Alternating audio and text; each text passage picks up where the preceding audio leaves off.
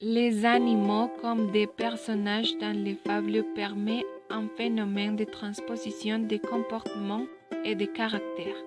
Si on parle du rôle des humains dans ces écrits, ils sont représentatifs de l'époque dans laquelle la fable se déroule. Ils représentent souvent une catégorie, par exemple un jardinier, un seigneur, une veuve, un berger. Ils sont les porte-parole d'une condition qui entretient avec son environnement humain des relations souvent conflictuelles. Par exemple, les hommes dans les fables de La Fontaine sont souvent confrontés à la mort.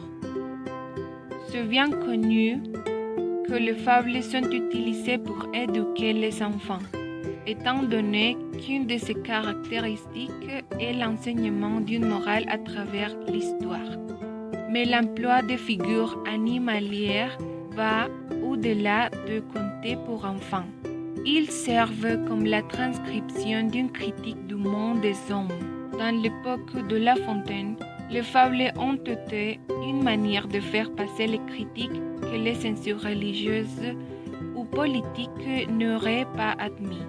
Pour conclure, le caractère symbolique des personnages dans les fables est une transposition des animaux au lieu des hommes pour enseigner aux enfants des morales, mais aussi pour faire une critique sociale des défauts et injustices présents dans la société.